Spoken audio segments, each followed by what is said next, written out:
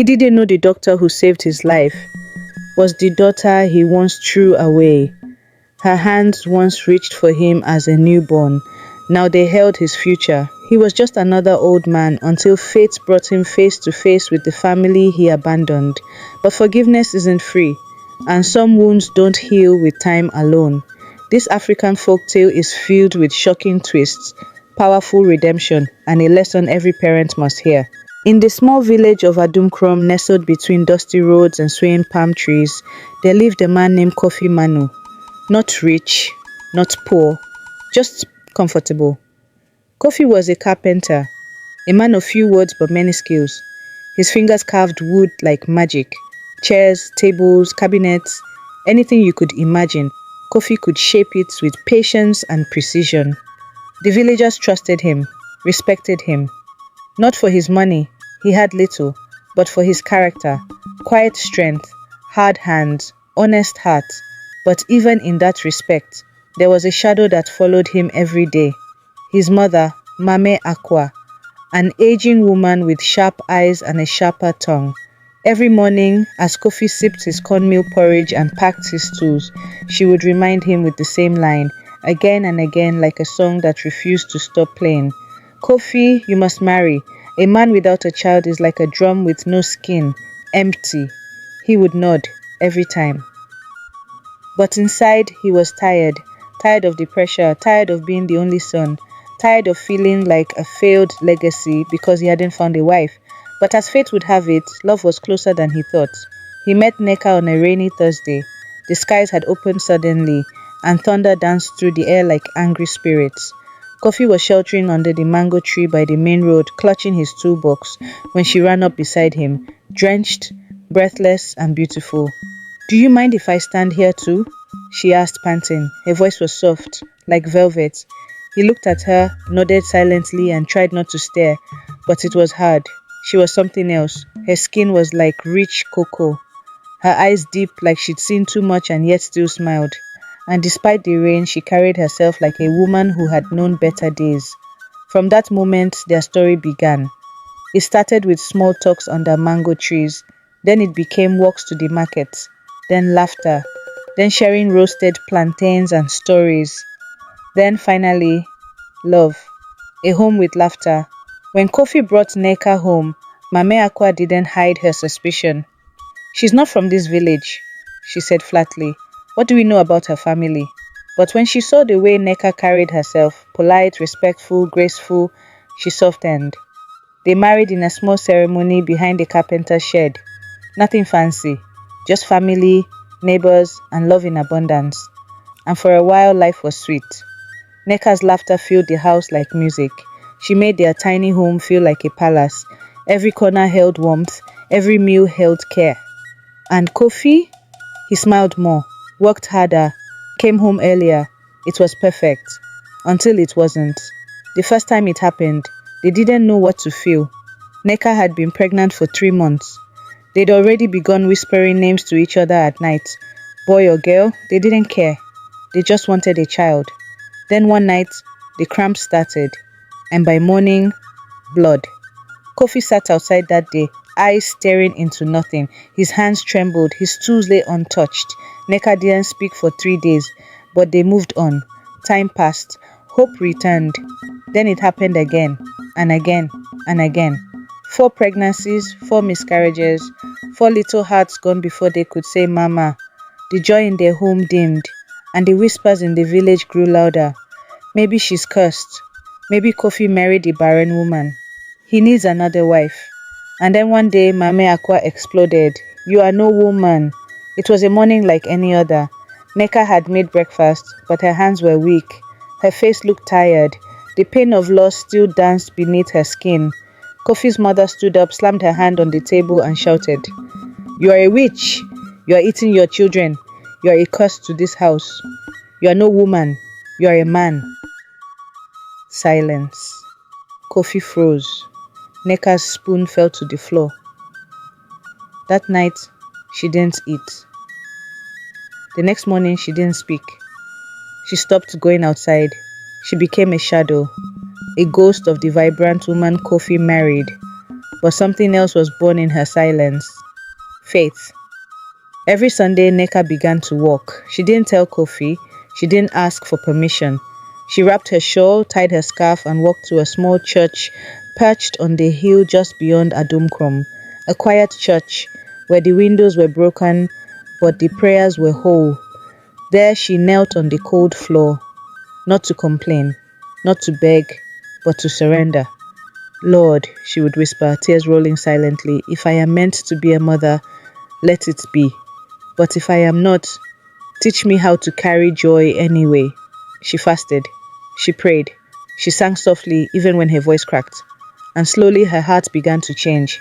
She found peace. She began smiling again, quietly, not because things were perfect, but because something inside her refused to die.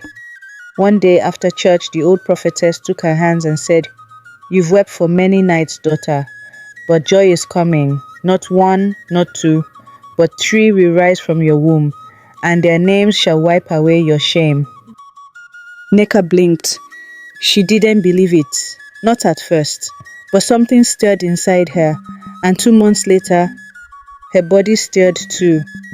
She felt the nausea first, the faint dizziness, the craving for pepper soup at dawn, and then her missed period. She didn't tell anyone, not even Mami Akua, who still eyed her like a snake hiding under leaves. Only Kofi knew. That night when she whispered it in bed, he sat up, eyes wide. Again, he asked hesitant, "Should we hope?" She took his hand and pressed it on her belly. "Just walk with me, no questions, no fear." And for once he did. He didn't tell his mother, he didn't tell his friends. Instead, he walked Neka to the clinic 3 towns away, quietly, secretly.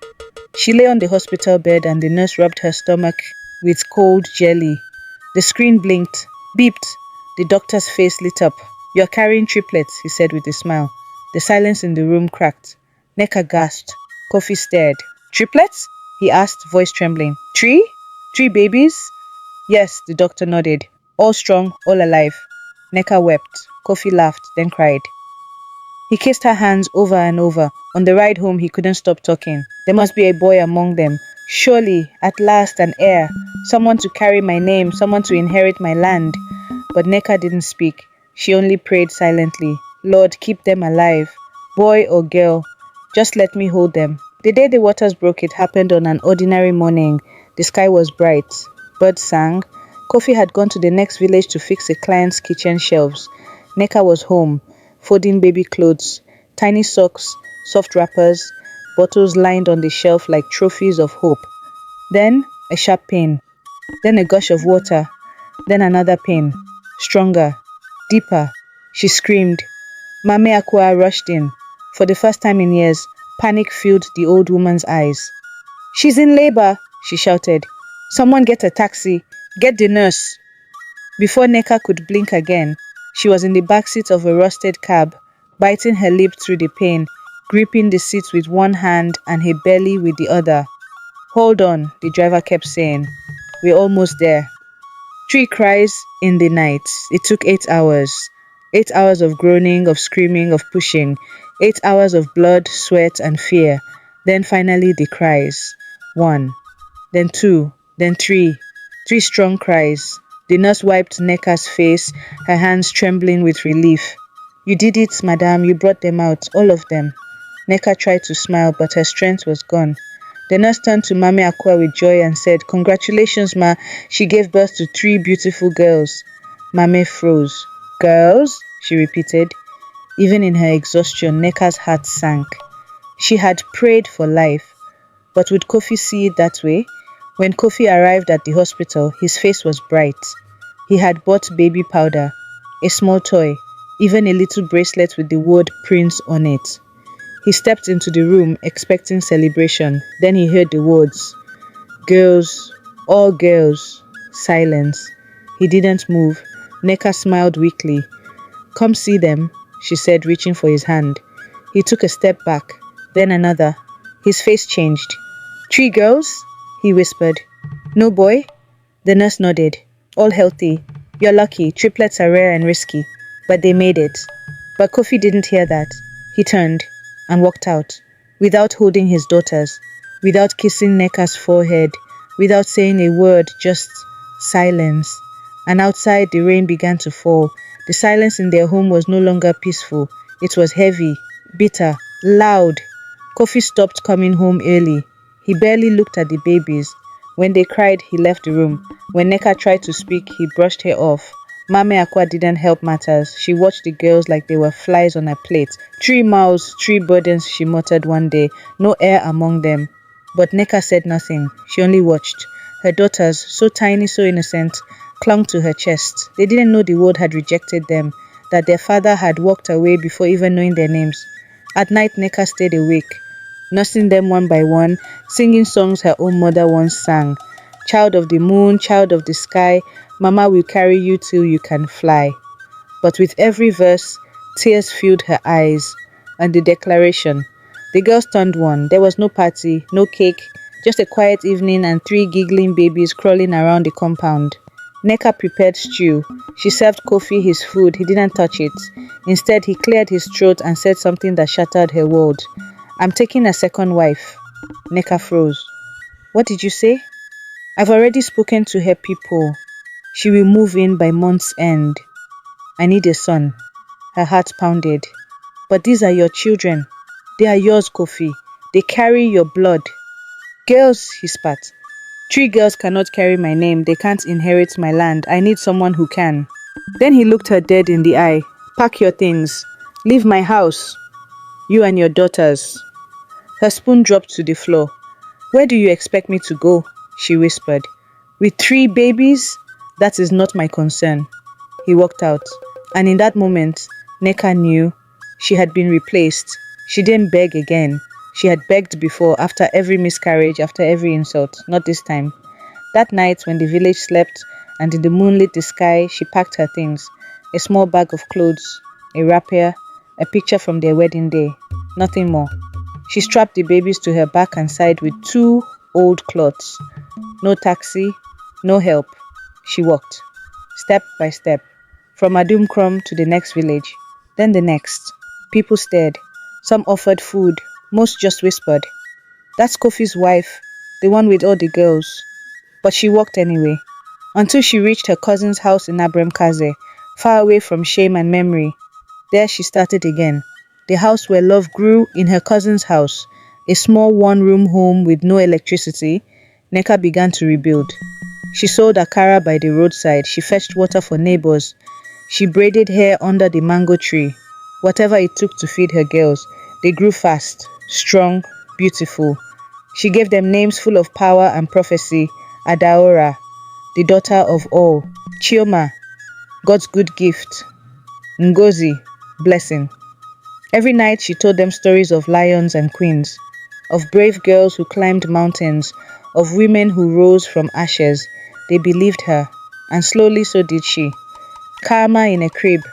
Back in Adumkrom, Kofi's new wife gave birth to a son. The entire village rejoiced. Drums were beaten. Kofi danced in the street. Finally, an heir, he shouted. But the joy was short-lived. At 3 months, the boy began to cry endlessly. At 6 months, he couldn't hold his head. At 1 year, he had seizures. At 2, he stopped talking. At 3, he started fighting other children. At 4, he was arrested for stealing from the market. Kofi was everywhere. Police stations, hospitals, herbalists, nothing worked. He sold his workshop, then his chairs, then his tools, then Bo, the land. Still, the boy only got worse. And one night, while alone, Kofi whispered, "This boy will be the death of me. I should have disowned him." But the wind carried his words into the darkness. Meanwhile, Adaora became a star student. She read books by lantern light, won spelling bees, and earned a scholarship to study medicine. Chioma, always quiet but fierce, became a lawyer. And Ngozi, bright, cheerful, full of laughter, became an engineer, building dreams from dust. The sisters stuck together, always. They didn't have much, but they had each other and their mother. One day, Ngozi asked, "Mama, who is our father?" Neka paused. He was a man who once lost his way, but maybe one day he will find it again. The girl said nothing, but they remembered that answer. Years passed. Kofi, now an old man, walked with a limp and carried a plastic bag of medicine. His son had disappeared again. Maybe jail, maybe the streets. No one knew. No one cared. Kofi worked at a local sawmill now, lifting planks and cleaning floors. One day while sweeping near the market, he collapsed. His head hit the cement. Blood. People gathered. No one helped. They said, that's Kofi, the one who chased away his wife and daughters. Let him die. But someone called an ambulance anyway. He was taken to a hospital. Hi bestie, kunyafo hivi kumyeshawa uruang. If you enjoyed the story so far, don't forget to like and subscribe for part 2. Comment where you are watching from and I will reply with my favorite emoji. Thank you.